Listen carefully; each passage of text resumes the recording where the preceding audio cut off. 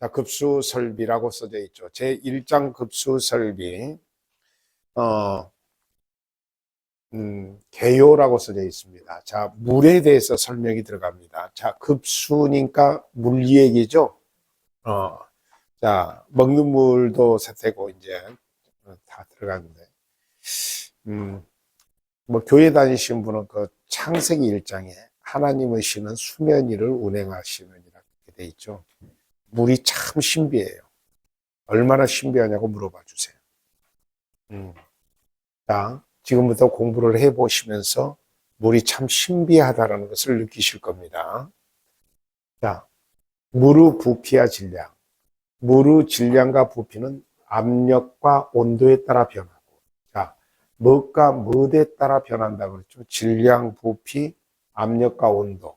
자, 거꾸로 압력에 따라서 온도가 바뀌어요. 자, 간단하게 딴 얘기 한번 해볼게요. 우리가 기본적으로 표준 대기압이라는 것이 있어요. 자, 표준 대기압 하면 수은지로는 760mB하고, 자, 그 다음에 그냥 물로는 1033mB입니다. 제가 왜 그랬냐면, 열내고 있을 것 같아서요. 자, 그런 게 있어요. 자, 이 표준 대기압에서 100도씨의 물이 끓는 거예요. 자, 그러면 진공에 가까우면 어떻게 되냐고 물어봐요. 표준 대기압이 아니라 진공에 가까워. 그러면 한 5도나 4도씨에 끓어버려요. 그러면 물이 끓는다는 말은 4도씨에 끓으면 물이 그 증발된 증기가 뜨겁다는 거예요? 차갑다는 거예요? 나 죽는 꼴 보려고 그러죠. 4도가 뜨거워요? 차가워요? 차갑죠. 이게 물을 냉매로 하는 냉동기가 되는 거예요. 자, 그런데 여러분, 압력밥솥은 진짜로 100도일까요? 100도 이상 올라갈까요? 제발 100도 이상 올라간다고 해줘. 그러죠. 이건 표준 대기압이 그 장치로서 넘어버려요. 물의 그 증기의 압력으로. 자, 그러니까 이것은 200도 이상 올라가 버립니다. 그러니까 우리가 100도씨에 물이 끓는다는 것은 표준 대기압 안에서 이 얘기라는 겁니다. 예, 나중에 이제 공부를 할 때 어떻게 해서 이게 물이 냉매가 돼서 냉동기가 되는 건가, 이런 것은 이제 공부를 해 가면서 느끼실 겁니다. 그래서 압력과 온도에 따라 변하고, 같은 질량 1기압 4도씨에서, 자, 이게 이제 진짜로 물의 신비입니다. 자, 대1기압 4도씨에서 그 부피가 최소입니다. 그래서 모든 물은 몇 도에, 자, 여기서 부피가 최소가 되면 밀도가 최대가 된다는 뜻입니다. 밀도가 최대가 된다는 말은 가장 무거워진다는 거예요. 자, 그러면 한겨울에도 가장 무거운 물은 가장 아래에 있겠죠. 근데 그 가장 아래에 있는 물의 온도가 몇 도라는 거죠? 4도씨. 그래서 모든 물고기들이 한겨울에도 살아나죠. 4도씨로. 그리고 대부분의 액체는 얼면 더 무거워집니다. 그런데 물만은 9%나 체적이 늘어나요. 그러니까 물보다 가벼워지니까 얼음은 물 위에 떠 있죠. 제발 그렇다고 해줘요. 그럼 물 위에 떠져서 차가운 공기를 차단시켜 버립니다. 차단시켜요. 안 찍으신 분 있나요? 자, 그래서 부피가 최소이면 밀도가 최대가 되는 거예요. 자, 그래서 1세제곱미터, 이거 읽을 때 세제곱, 요렇게는 제곱, 이렇게 읽으시면 됩니다. 1세제곱미터의 질량은 1g이고, 자, 1리터의 질량은 1kg이고, 요거 하나만 해봅시다. 1세제곱미터는 1톤입니다. 자, 그러니까 실제로 물은 비중이 굉장히 높은 것에 속해요. 자, 보시는 것 같이 1m, 1m, 1m의 부피를 차주고 거기다 물을 집어넣으면 1톤이나 들어가요. 알겠죠? 물론 물의 13배를 차지하고 있는 것은 철입니다, 철. 일반적으로 금속은 물보다 한 13배 정도 무거워요. 그러니까 여러분, 그 트레일러에 핫코일 새카만 거 몰고 있는 거 2개 이렇게 싣고 가죠. 근데 그 핫코일 하나가 25톤짜리야. 어지간하면. 그 쬐끄만하죠. 힘 세면 여기서 들 것 같죠. 25톤이라니까. 2개 실으면 50톤이야. 원래 그 트레일러가 70톤을 싣고 다닐 수 있는데 이게 무거운 것이 딱딱 붙어 있으니까 어떻게 될까요?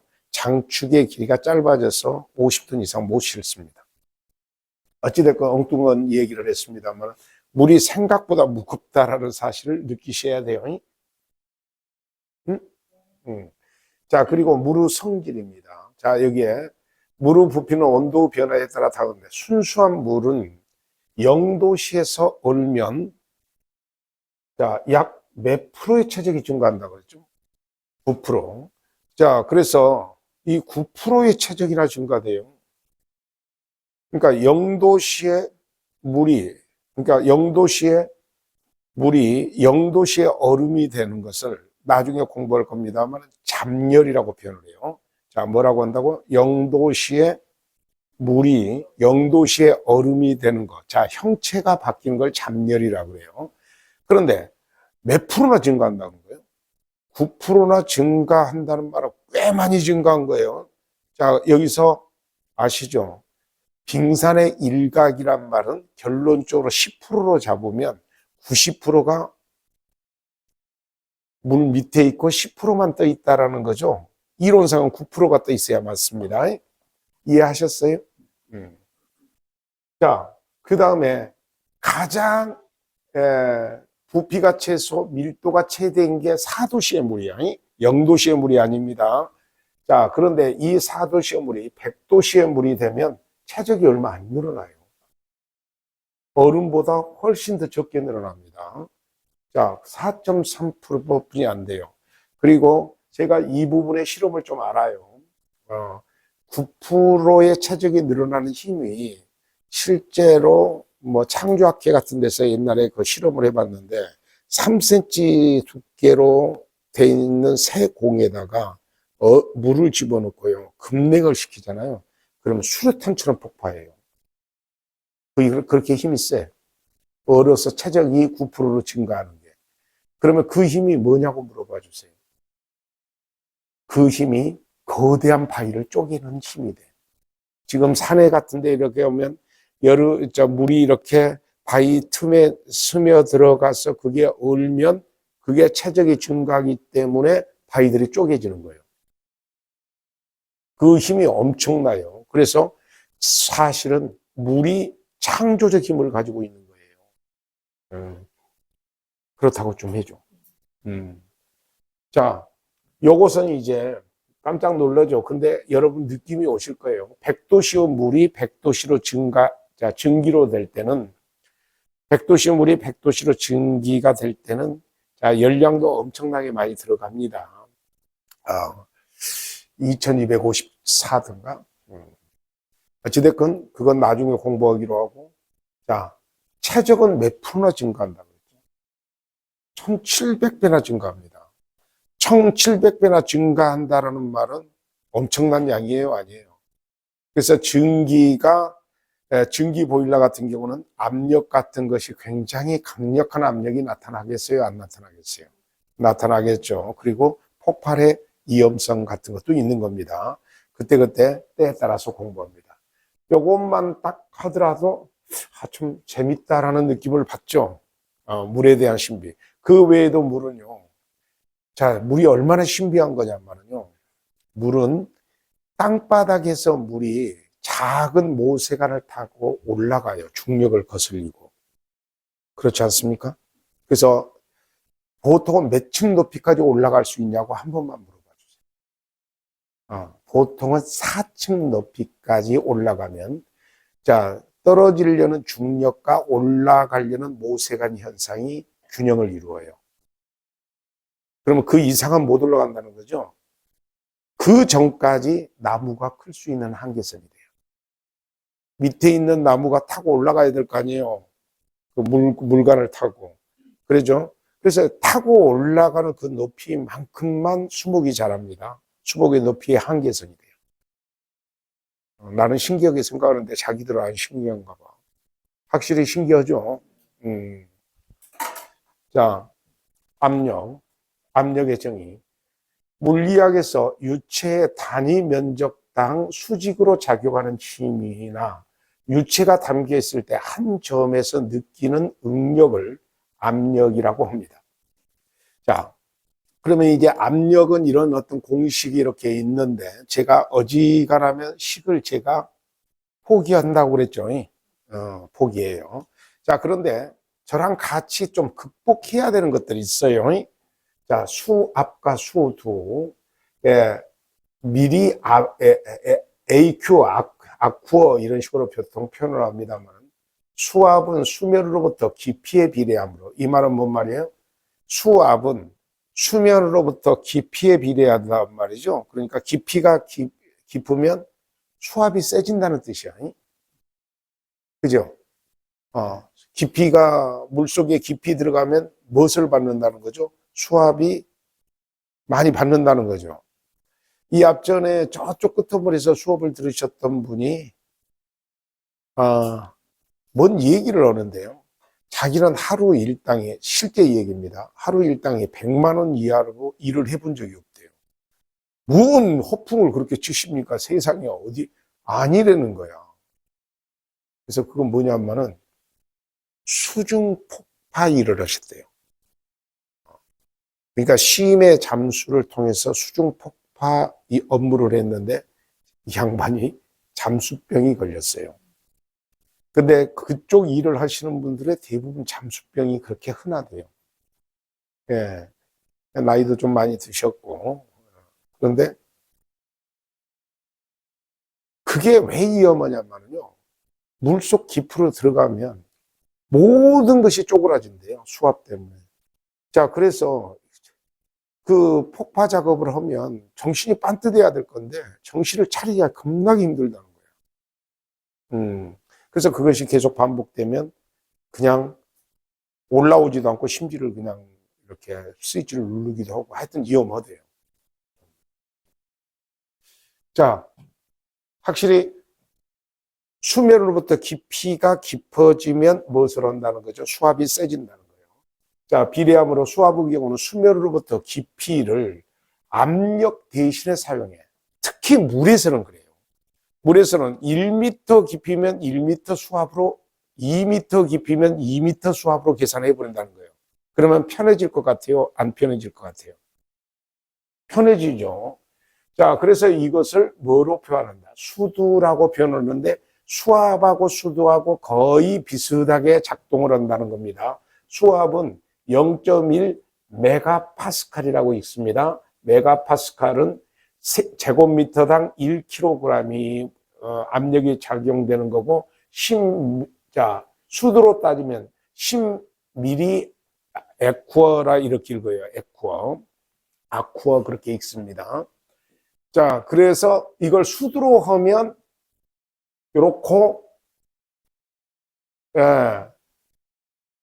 바꿔집니다. 자, 그러니까 수두를 수압과 같은 의미로 그냥 파악을 한다라는 거예요.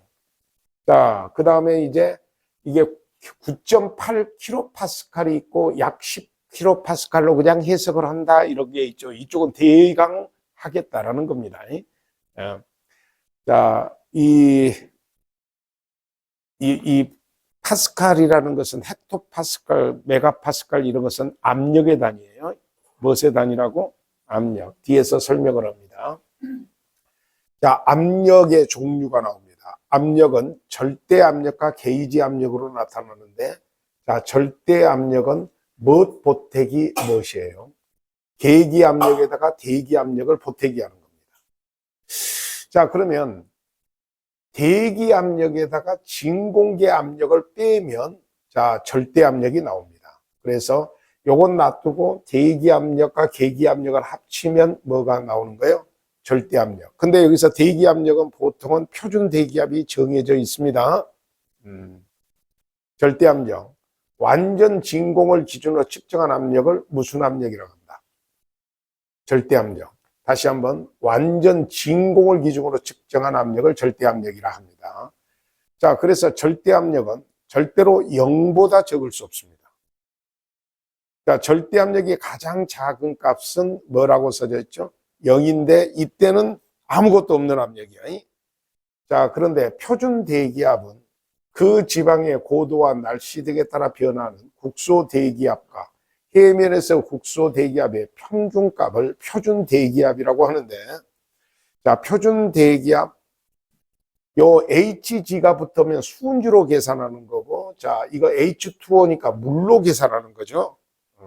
자, 그래서, 이것을 이제 재는 방법, 자, 토리첼리 실험 방법으로 재는데, 하나 이렇게 하겠어요. 제가 상상을 해보세요. 상상을 해봐.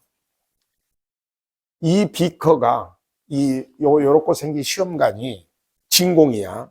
자, 어떻게 막았다고 하지 말고, 하여튼 그 속에 진공이야. 그걸 내가 꼭 막고, 수은 속에다 집어넣었어요. 그래서 속에서 딱 들었어. 그러면 이 수은주가 여기를 타고 오르는데, 그 타고 오르는 힘은 이 수은주를 대기압이 밀었기 때문에 진공을 타고 올라갈 거 아니에요. 그렇다고 좀 해줘. 그 미리를 재봤더니 760ml가 나오더라 이 말이야. 이걸 이제 표준 대기압이고, 똑같은 상태에서 물 속에다가 집어넣으면 10.33 이렇게 표현을 하는데 1033이라는 뜻입니다. 뭐라고요? 이건 760, 이쪽은 1033이 나와요. 물이 더 많이 올라간다는 뜻입니다. 수은 액체형 뭐죠? 금속이죠, 금속. 금속이니까 물보다 훨씬 무거워요. 자, 그래서 여기에 760의 수은주로는 이렇게 되고, 자, 여기서는 딱 겁나게 복잡하죠. 1013 헥토파스칼, 그래서 1033. 그냥 포기하시고 760만 기억을 하세요. 표준 대기압이 뭐라고요? 760, 자,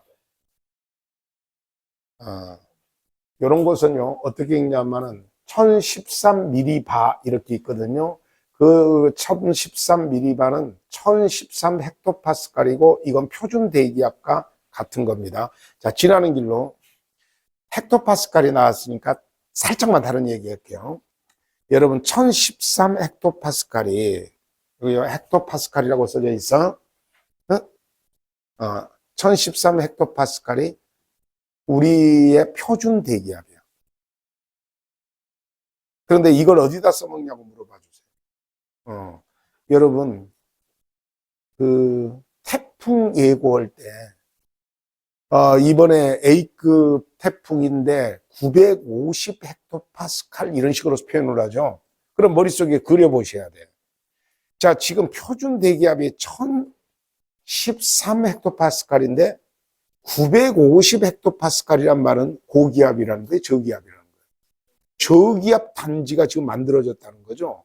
그러면 모든 바람은 기압차를 통해서 바람이 부는데 고기압 쪽에서 저기압 쪽으로 뺑 돌면서 태풍이 불어버릴 거라는 거죠. 그래서 이름하여 그 중심 대기압이 낮을수록 위험한 태풍이 되는 거예요.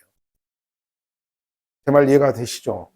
자, 그러면 1013보다 높은 기압도 있을까요? 없을까요? 그걸 우리는 뭐라고 그러죠? 고기압이라고 그러죠. 고기압. 알겠죠? 자, 그 다음에 계기압력입니다. 자, 대기압력을 기준으로 대기압과 차이를 측정한 압력을 계기압력이라고 합니다.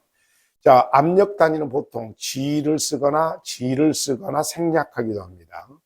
그 다음에 진공계입니다.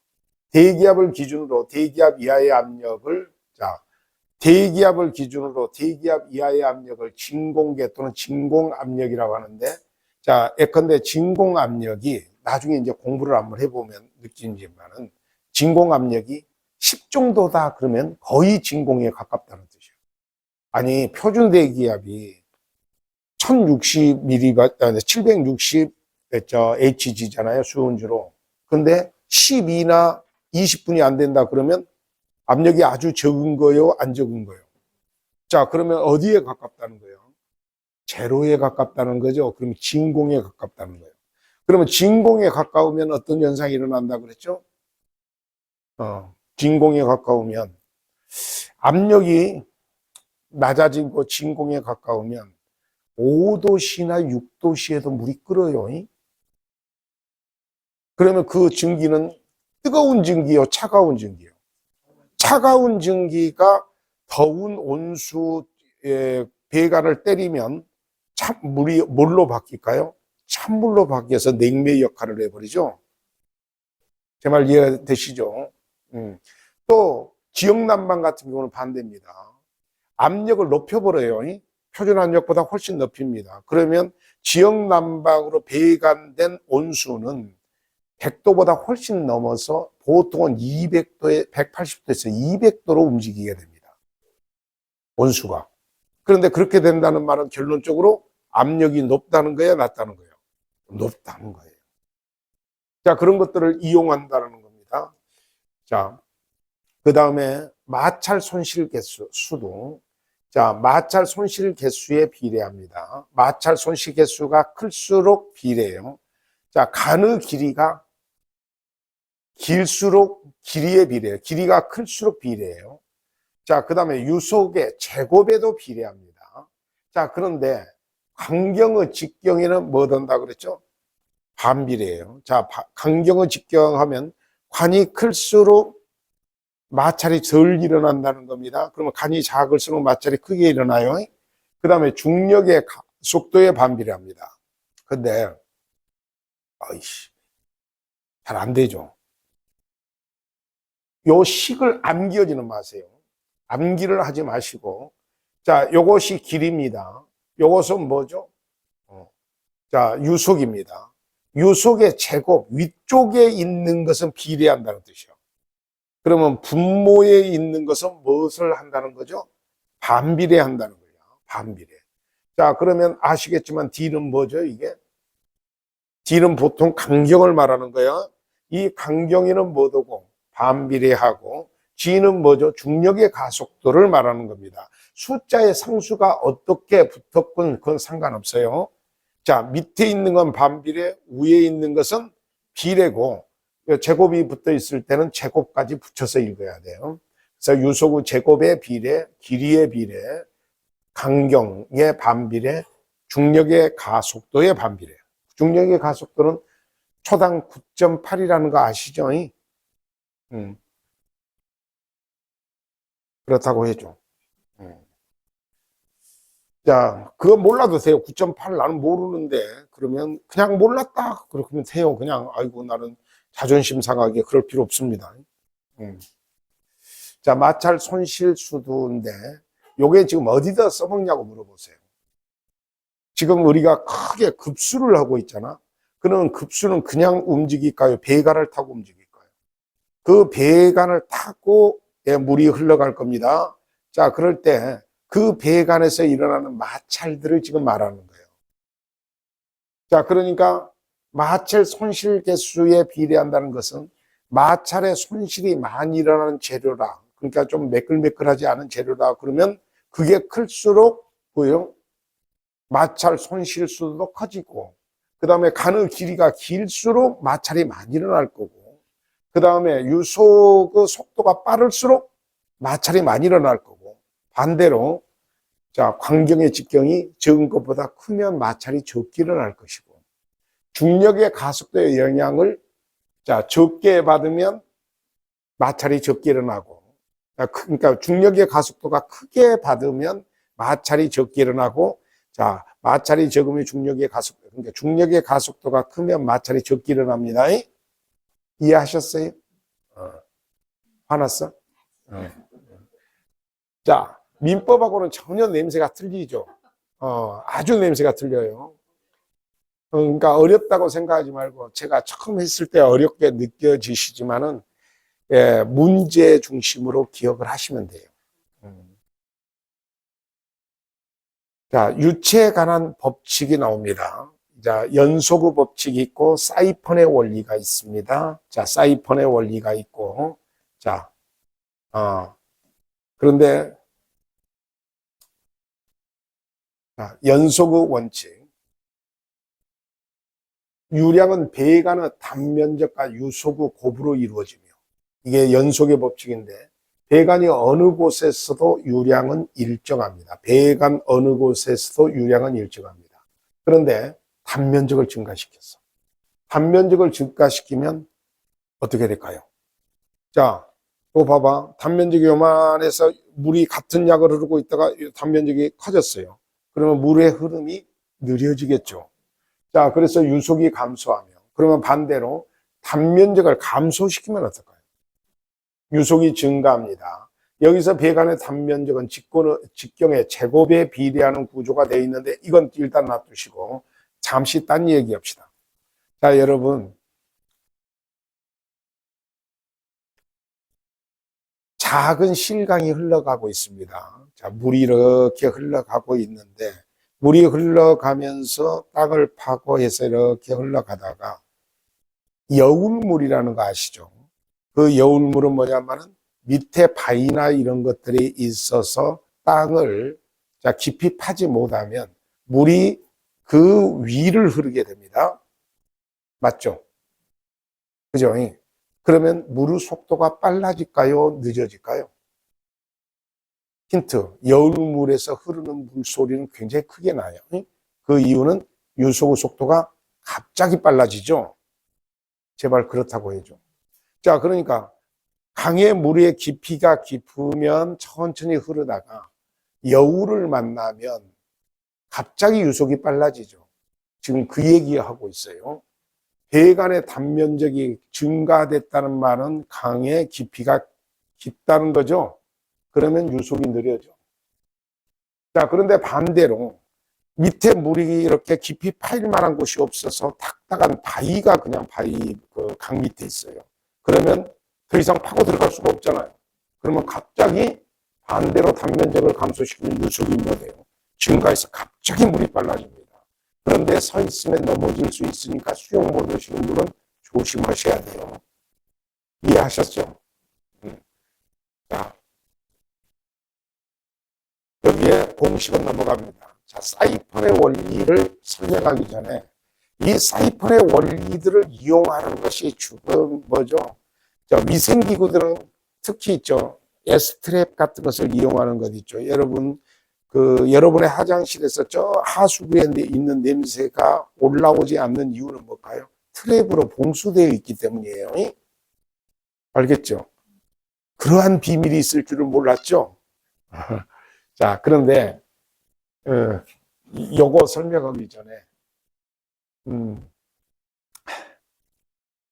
여기에 있는 물을 여기에 옮기는 방법은, 자, 1번, 국자로 떠서 옮긴다. 2번, 호수 하나만 있으면 저절로 옮기게 할 수 있다. 그렇죠? 어떻게 하는 거죠? 여기다가 일단은 호수를 꽂고, 입으로 쭉 빨아요. 그러면 요만큼 빨리 오죠. 요것을 밑에다가, 요 속에다가 딱 집어넣으면 계속 빨려서 밑으로 내려가죠. 이 원리를 무슨 원리라고 그래요? 여기 써졌죠. 사이펀의 원리라고 그래요. 이 사이펀의 원리를 통해서 위생기구들이 만들어져 있어요. 알겠습니까? 자, 대기압을 이용해서 구분 간으로 높은 곳에 있는 액체를 낮은 곳으로 옮기는 장치를 무슨 원리라고 해요? 사이펀이라고 하며 그 작용을 사이펀 작용이라고 합니다. 자, 사이펀 작용은 흔히 건축 설비에 뭐가 될 수도 있어? 하자가 될 수도 있어요. 그래서 이 사이펀 작용으로 그것이 전적으로 발휘돼 버리면 어떻게 될까요? 자, 봉수가 다 빠져나가겠죠. 근데 못 빠져나가게 공기구멍을 위에다가 막아놨어. 그러면 여기서 이 사이펀 작동을 저지시키는 유일한 방법은 여기다 구멍 하나 뚫어버리면 사이펀 작용이 없어져 버려요. 알겠죠? 그래서 여러분의 하장 세면기구 위에는 통기시설이 되어 있는 겁니다. 알겠죠? 그래서 사이펀 작용을 저지시켜야 돼. 안 그러면 다 빠져나갑니다. 내 말 믿어줘. 자, 사이펀 작용은 흔히 건축 설비의 하자의 원인이 되기도 하는데, 자, 자기 사이펀 작용이 한 S트랩의 봉수 파괴 원인은 무슨 작용 때문이다? 사이펀 작용 때문이야. 자, 그리고 봉수라는 단어는 나중에 공부가 될 겁니다만, 봉수라는 단어는 물로 봉하다라는 뜻 아니야. 그지? 그래서 봉수가 있기 때문에, 만약에 봉수가 없다고 생각해봐요. 저 하수구 밑에 있는 냄새가 그대로 올라올까요? 안 올라올까요? 올라오는데 물에 의해서 차단되어 있어서 안 올라오는 겁니다. 그런 비밀스러울 수가. 그렇다고 해줘봐. 이 설비를 공부하기 전까지는 아무 생각이 없었는데 설비를 공부하고 나서 이야, 그러한 신비한 것들이 있었네, 우리 주변에. 소장님은 그런 거 아셔야 될까요? 몰라야 될까요? 알아야 됩니다. 자, 갑자기 제목이 이렇게 통기관의 역할이라고 써져 있는데 이 그림에서는 통기관의 역할이 없어요. 통기관이 있어버리면 사이펀 작용을 하지 않습니다. 자, 통기관은 공기가 통하는 구멍이 있으면 안 되는 거죠. 알겠죠? 자, 이건 미스프린트예요, 제가 볼 때는. 자, 그 다음에 책을 꼭 한번 읽어보시고.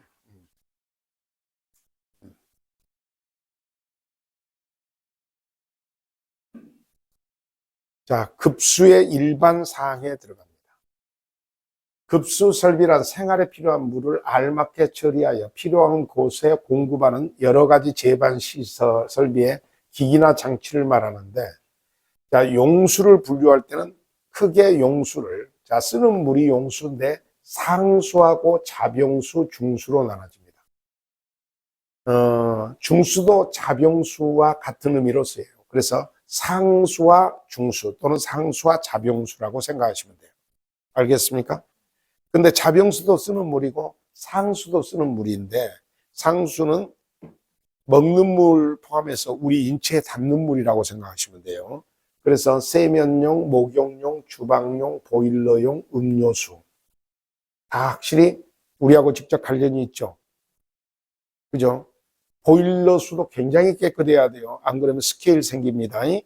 그 다음에 이제 잡용수는, 자, 보시는 바와 같이 몸에 직접 안 닿아요. 살수, 공조, 그 다음에 뭐죠? 변기, 청소, 냉방용, 이런 것들이 뭐예요? 잡용수입니다. 자, 이런 상수 중에서 가장 중요한 역할을 차지하고 있는 것이 무슨 물이죠? 수돗물입니다. 자, 그래서 옆에다가 뭐라고 쓰셨죠? 이렇게? 상수. 자, 급수원으로서 상수도를 많이 이용하고 있으며 수도법에 규정된 수질이 확보되어 위생상 안전한 음료수를 공급받고 있습니다. 수돗물보다 더 좋은 건 없죠. 저도 그 전원주택에서 한 10몇 년 산 적이 있거든요. 그런데 돈 들여서 우물을 팠어요. 근데 제일 처음에는 우물 파서 물 나오니까 기쁨이 넘치는데 먹으면서 계속 의심스럽더라고요. 왜냐하면 이게 맛이 바뀌어요, 자꾸 물이. 그래서 돈 들여서 다시 있죠. 마치 수도, 그 전원주택 단지 옆으로 수도관이 간다 그래서 얼른 수도를 놨어요. 확실히 수도 나오니까 마음이 그렇게 편하더라고요. 죽을 때, 남들 죽을 때 같이 죽겠지 뭐 하고. 그러잖아. 근데 우물을 하는데 이게 옛날처럼 우물을 저렇게 파가지고 삽으로 파서 직선으로 가서 이렇게 관을 묻는 형태가 아니라 이거 관을 때려 박는 형태로 지금 샘을 파잖아요. 그래서 어디에 박혔는지를 알 수가 없더라고요. 그래서 확실히 수돗물이 좋아요. 상수도는 치수, 정수, 송수, 배수로 구성되어 있어요. 자, 치수, 정수, 송수, 배수로 구성되어 일반 건축물에 공급됩니다. 자, 그 다음에 이제 잡용수가 있는데, 중수는 상수와 하수의 중간 정도를 취하는데, 중수원으로는 건물의 배수 처리수를 쓴다든지 아주 고급 건물에서는 쓸 수 있어요. 배수 처리수를 다시 정화해서 쓰는 거예요. 자, 이렇게 되려면 진짜로 배수 처리 기술이 뛰어나야 될까요? 안 뛰어나야 될까요? 뛰어나야 되죠. 왜? 보통은 그냥 공용하수도로 흘러보냅니다. 그 다음에 빗물, 우물물 같은 거, 하천수 같은 것이 중수원으로 씁니다. 자, 음료수 같은 수지는 요구되지 않습니다. 자, 국내에서 최근에 수자원의 부족과 자원의 효율적 이용 측면에서 상수계통의 배수를 재이용하여 처리하여 자병수로 사용하는 예 같은 것이 늘고 있는데 고급 대형 건물 얘기예요. 여러분 공동주택에서는 이 건물은 지하수가 있어요. 그래서 반은 수돗물을 쓰고 자병수로 반은 우물물을 써요. 근데 전기세가 그렇게 깎여지는 것 같지는 않아요. 물세가. 이를 중수 시스템이라고 합니다. 중수 시스템이 설치되면 수량 측면에서는 상수의 소비가 전략돼서 그 자체가 댐의 역할을 하고 하수량이 감소하죠. 어찌됐건 물을 한번 배수를 통해서, 물론 여기서 배수된 물을 다시 정화해서 쓴다 할지라도 저쪽에 오수 정화 시설에 들어간 것까지 쓴다는 말은 아니에요. 하수량을 감소해서 하천의 수질을 개선하고 경제성, 물 사용의 전략으로 댐 및 하천 처리장의 건설 비용을 절약하는데 앞으로 모든 건물들이 자원 재활용으로 가게 될 겁니다. 정수법입니다. 천연수에 함유되어 있는 불순물 등을 물리적 또는 화학적인 방법에 의하여 제거하거나 살균하여 사용 목적에 알맞은 물로 만드는 방법을 무슨 법이라고 써져 있죠? 정수법. 그러면 이 정수법은 그냥 일반적인 공부입니다. 그러니까 여러분 공동주택의 단지 내에 무슨 정수법을 따로 설치해야 된다 그런 뜻 아니고 물을 정수하려면 이런 방법으로 한다는 일반적인 설명이라고 생각하시면 돼요. 알겠죠? 그래서 정수 과정은 물을 채취해서 가라앉히는 것을 뭐라 그래요? 침전. 그리고 산소를 넣어서 돌려버리는 것을 폭기라고 그래요. 그리고 여과하고 멸균해서 급수합니다. 자, 그러면 이제 채수는 이제 저절로 물이 모아졌다는 전제하에서 불순물을 갈아치는 것이 침전이죠.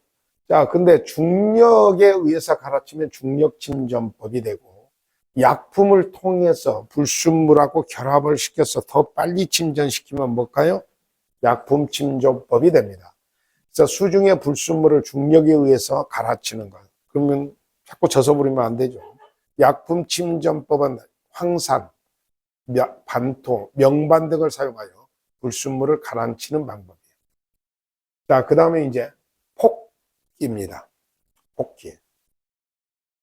산소를 불어넣어요. 공기를 불어넣어. 그럼 물 속에 있는 철분 있는 것이 산소가 불어넣으면 철분은 녹이 슬죠. 그죠? 녹이 쓴다는 것은 촌스러운 표현이고 도시스러운 표현으로 산화됩니다. 뭐가 된다고요? 산화돼. 그래서 깊은 우물 등의 지하수에 철이 들어있다면 그 철이 여러 형태의 철로 녹아 있는데, 자, 요거 뭐 다 암기하자는 뜻 아니야. 여러 형태의 철분의 성격으로 녹아 있는데 물을 공중에 뿜어 공기와 접촉시키면 그 철들이 뭐예요? 산화돼 버려. 그죠? 그래서 물에 녹지 않은 철로 바뀝니다. 자, 여기서 뭐 산화 제2철 막 이런 걸 암기하자는 것이 아니라, 자, 철이 녹아 있는 물을 공기와 접촉시키면 뭐가 된다는 거죠? 산화돼서 물에 녹지 않는 철로 바뀝니다. 그러면 물에 녹지 않은 철은 따로 물 밑에 가라앉아 버리죠. 그죠? 이 물에 녹지 않은 철이 바로 뭐냐면은 여러분 강둑이나 바닷가에 보면 새카만 색깔로 몰려 있는 것 있죠. 그죠? 이건 녹이로 산화 안 돼요. 그 자체가 물에 녹지 않은 불용성입니다. 뭔 말씀인지 알겠죠? 자, 그래서 침전시켜서 없애버리는 거죠. 또 물속에 녹아있는 암모니아나 항아수소, 탄산가스, 그 밖에 유독가스나, 자, 취기가 뭔지 알죠? 냄새라는 뜻입니다. 갑자기 치두부 생각나네. 누가 여기서 치두부라고 했는데? 이쪽에서 치두부라고 안 했나, 누가? 치두부 할 때 쓰는 치자야, 이게. 중국 갈 때마다 치두부에 도전을 보통 해보죠. 근데 먹겠습니까? 못 먹겠습니까? 우리 선생님은 여행을 많이 했으니까 드실 수 있을 것 같은데? 예? 예? 못 마셔. 예? 아, 못 먹어봤어요? 저는 도전을 해봤는데 못 먹겠더라고, 치두부는. 두리안은 잘 먹습니다만.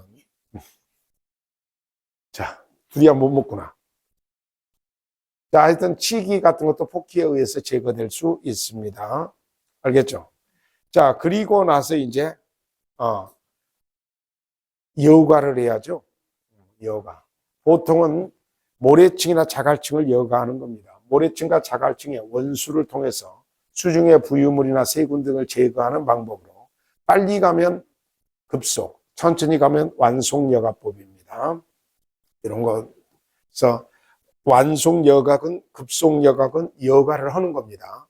자, 그리고 마지막으로 자, 무엇을 해야죠? 멸균을 시켜야죠, 세균. 자, 그래서 이렇게 표백분이나 클로라민이나 자, 이거 차염소산 나트륨 이런 것들은 아주 강력한 멸균제입니다. 이거 어디다 쓰냐면요, 오수정화 시설의 마지막 멸균할 때 쓰는 거거든요. 그래서 이 멸균 같은 것을 하면 여러분, 멸균 같은 거 하면 이게 멸균, 보통은 이게 뭐 클로라빈이나 이런 거 염소 같은 것으로 멸균을 하는데, 여름에 그 멸균 양하고 겨울에 멸균 양하고 틀려요. 그래서 수돗물 같은 경우는 여름에는 확실히 소독 냄새가 납니까? 안 납니까? 맞아요. 겨울에는 소독 냄새가 덜 나요. 어찌됐건 이 순서의 흐름을 자, 한 번만 쫙 해볼게요. 요것에서 암기하실래요? 침전, 폭기, 여과, 멸균 이 순서에 따라서 급수된다. 이렇게 생각하시면 돼요. 근데 집집마다 이런 설비가 있다는 뜻 아니에요. 일반적인 정수의 방법을 지금 설명했습니다. 아시겠죠? 참고적으로 이 수도 있잖아요. 상수원에서 쓰는 수도의 이 정수법은 이것보다 훨씬 정밀합니다. 알겠죠? 저렇게 단순한 것보다도 훨씬 더 정교하게 되어 있어요. 수돗물 믿고 드시면 돼요. 근데 냉정하게 저는 개인적으로 그래요. 그렇다고 저도 정수기 물을 먹는데요. 수돗물을 정수기에 넣다가 먹은 것이 더 깨끗할 것인가 안 깨끗할 것인가 그건 진짜 고민돼요. 수도가 이렇게 만들어지는 과정을 보면 이거 좀 정수기가 저것이 저 문제 있는 것 같아. 그런데 습관이야. 지금 정수기에 안 들어간 거 먹으면 이상하죠. 자, 그 다음에 이제 수질, 물의 경도라고 써져 있죠. 하드네스, 경도, 물의 단단함이라는 뜻이거든요. 자, 그러면 단단한 물을 단단하다는 뜻에서 자, 뭐라고 할까요? 경수라고 표현을 하고, 자, 그 다음에 이제 가벼운 물은 그러면 뭐라고 할까요? 연수라고 표현을 합니다. 자, 이것을 경도라고 표현을 하는데, 자, 경도란 물 속에 녹아있는 칼슘, 마그네슘 등의 염류의 양을 탄산칼슘의 농도로 환원해서 나타내는 것이다. 자, 여기서 한 가지만 알아요. 경도는 무슨 칼슘의 양을 갖고 따진다? 그래서 경도의 표시는 자, 리터당 미리그램 또는 ppm이라는 단어를 씁니다. 자, 그래서 동그라미는 탄산칼슘 하나에다만 동그라미를 치세요. 탄산칼슘 이에 탄산 마그네슘과 같은 염류는 탄산칼슘 양으로 환원해서 구하니까 궁극적으로 무슨 칼슘 양해야 하는 거예요? 탄산칼슘 화하는 겁니다. 자, 경도는 일시경도, 영구경도, 총경도가 있는데 일시경도는 끓이면 경도가 사라지는 거야. 그러면 영구 경도는 끓여도 사라져, 안 사라져? 안 사라지는 겁니다. 자, 읽어봅니다. 탄산염을 함유하고 끓이면 염류가 침전됩니다. 물을 끓임으로써 제거할 수 있기 때문에 일시경도라고 합니다. 따라서 물이 센 물이라고 보통 표현한 것이 경도가 큰 물이거든요. 이 센 물은 물을 끓이면 먹을만해져요. 알겠죠? 그런데 이것은 보일러나 온수 배관내 물때나 스케일이나 같은 말이야. 자, 물때나 스케일의 생성 원인이 될 수 있습니다. 자, 그 다음에 영구 경도는 황산칼슘, 염화칼슘을 함유하는데 끓여도 침전되지 않은 것입니다. 그래서 물을 끓인다고 제거되지 않는 경도를 뭐라고 그래? 영구 경도. 자, 영구 경도는 물때 또는 스케일의 생성은 안 되지만은 영구 경도 그 자체 때문에 부식의 원인이 됩니다. 자, 스케일의 원인은 물때이고, 그 다음에 관 자체가 부식되는 것은 뭐죠? 부식의 원인입니다. 자, 두 합을 말합니다. 자, 그 다음에 탄산칼슘의 함유량에 따라서 하는 것이 가벼운 물 연수, 소프트웨어라고 써져 있죠. 단물이라고 하며, 요거 읽어봐요. 탄산칼슘의 함유량이 얼마라고 그랬죠? 리터당 90mg. 이하의 물로서 연수는 쉽게 비누거품을 일으키지만, 자, 맛이 없어요. 그래서 싱겁다라는 거예요, 물이. 자, 연수를 대표하는 게 빗물이요. 가장 강력한 연수는 증류수고. 자, 그래서 이 연수는 그러면 부식이 안 되냐? 여기 봐요. 세탁 염색 기관용에 적합하는데 철, 아연, 동민, 나부 부식을 야기시킵니다. 그래서 연수는 부식이 안 되는 게 아니라 부식이 됩니다. 알겠습니까? 자, 경수를 끓이면 연수가 되며 보통은 수돗물, 빗물, 하천의 하류 같은 것이 연수에 해당되는 겁니다. 자, 그런데 다 때려치고 탄산칼슘의 함유량이 리터당 몇 미리? 90mg입니다. 자, 오색약수 가보셨죠? 그래서 거기서 약수 먹죠. 맛이 어때요? 어떻게 특색이 있어요? 천물맛 나고, 그리고 그렇게 맛있는 건 아니죠. 이게 엄청난 경수예요. 자, 그런데 사이다 맛도 조금 나죠. 사이다 맛. 그 사이다 맛을 내는 것이 탄산칼슘이에요. 그죠? 사이다 맛이 나는 것이 탄산칼슘입니다. 자, 그래서 이게 많이 포함되면 경수. 이게 90ml 이하로 포함되면 연수라고 한다는 거예요. 자, 그러면 적수. 탄산칼슘의 함유량이 요거, 이면 적당하게 마실 만해요. 자, 그런데 경수는 꽤 높은 형태의 탄산칼슘의 양이 나타날 수도 있습니다. 아까 오색연수라든지 또 어디 있죠, 저쪽에. 근데 그게 진짜 좋은 걸까? 나는 진짜 백암 온천에 가서 깊은 고민에 빠졌어요. 진짜 개인적으로. 자, 백암 온천에 가서 온천에 있는데 사람들이 너무 많은 거예요. 온천물이 이게 좋다는데 저 많은 사람들하고 같이 몸을 부딪히면서 땀을 또 내. 그러면 이게 온천물이 어떻게 몸속으로 들어가야 어떻게 될 것 같은데. 땀도 내고 사람들과 부딪히면서 여기 물이 진짜 좋은 건가 나 막 심스럽더라고. 그래서 논리를 어떻게 해야 온천이 내 몸에 좋아질까요? 잘 논리가 안 쓰죠. 그래도 온천 남들이 가니까 가요. 자, 센 물이라고 하면 칼슘, 마그네슘, 탄산칼슘 등 강물질의 함유량이 비교적 많은 포함된 천연수고 110 이상인데 아마 오색연수는 이게 거의 한 6, 700 들어있는 것 같아요. 그래서 거의 철분 냄새가 납니다. 자, 비누 용해가 어렵고 열광기나 교환기나 배관 계통에 이거 사용하면 안 됩니다. 자, 그 내면에 석회질, 침전, 스케일 생깁니다.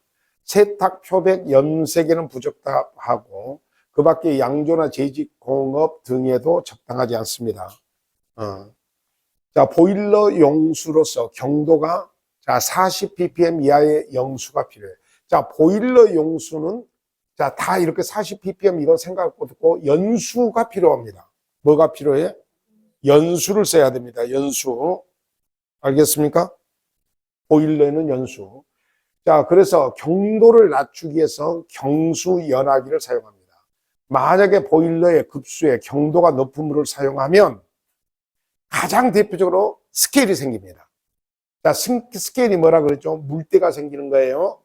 자, 그리고 자, 물때가 생겨버리면 자, 봐봐. 예, 이걸 화상 효율, 열을 받는 부분을 전열 효율이라고 그래요. 그러니까 요 불은 불꽃 얘기고 이 불꽃이 자, 보일러를 피우면 보일러에 열을 받는 부분이 나올 거 아니에요. 그 열이 그대로 수관이나 전기관에 전달이 되어야 될까? 전달 잘 안 돼야 될까? 잘 되어야 되는데 스케일이 끼어버리면 잘 돼요, 차단돼요. 그래서 전열 효율이라고 그래, 그걸. 예, 열을 받는 부분의 효율을 전열 효율이라고 그래. 이것이 저하됩니다. 알겠죠? 자, 그리고 때에 따라서는 가열의 원인이 될 수도 있어요, 반대로. 자, 그리고 보일러의 수명이 뭐 된다는 거죠? 단축됩니다. 자, 보일러 값이 비쌀까요, 쌀까요? 예, 주철제 보일러만 해도 조그마한 보일러, 소형 보일러가 주철제 보일러인데 꽤 비쌉니다. 자, 노통 연관식 보일러나 자, 이렇게 대형 건물에서 쓰는 것이 이제 수관식 보일러, 전기 만드는 게 수관식 보일러거든요. 억대 단위는 그냥 넘어가요. 자, 그냥 넘어가십니다. 자, 그 다음에 파하 또는 pH라고 읽습니다. 물은 알칼리성이 좋아요? 산성이 좋아요? 중성이 좋아요? 자, 중성이 좋습니다. 근데 어디 쪽에 살짝 기울인 중성이 좋아요? 알칼리성에 살짝 기울인 중성이 좋다. 알겠습니까?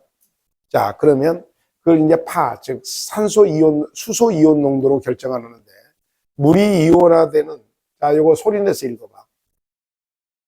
수소 이온 농도입니다. 산소가 아니에요. 수소 이온 농도로 표기하는 수단입니다. 수소 이온 농도를 그 역수의 상용 대수값으로 표시해서 그 범위에 따라 상성, 중성, 알칼리성으로 따지는데 자, 즉 pH가 7보다 작으면 산성이야.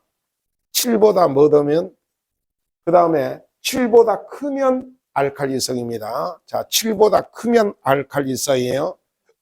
알겠죠? 그러면 7가 그 7일 정도는 그러면 뭐가 돼야 맞죠? 중성. 그런데 시험 볼 때쯤 되면 요거 거꾸로 알아줘 버려요.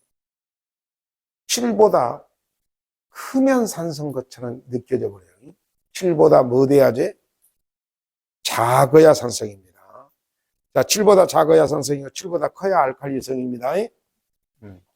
자, 그러면 먹는 물은 제가 살짝 어디에 기울어져 있다 그랬죠? 7이 중성이니까 살짝 알칼리성에 기울어져 있는 중성의 물이 좋습니다. 알겠습니까? 그래서 5.8 이상 8.5 정도. 자, 그 다음에 먹는 샘물의 수질 지수는 이렇게 여러 가지로 이렇게 설명이 되어 있어요. 이것은 다른 이제 뭐죠? 일종의 다른 수실 기준에 대한 법조문이라든지 그런 거예요. 그래서 따로 공부 안 해도 돼요. 이런 것들은 뭐죠, 지금? 딱 봐도 방사능하고 관련이 있는 거예요. 자, 방사선이 아니라 뭐예요? 방사능입니다. 훅구지마는 방사능. 저 길병원에 있는 X성과는 방사선. 헷갈리면 안 돼요. 자, 그 다음에 이제 급수량의 산정과 자, 급수 압력에 들어가는데 지금 우리 머릿속에 이제 급수를 계속 공부하는 겁니다. 잠시 쉬었다 옵니다.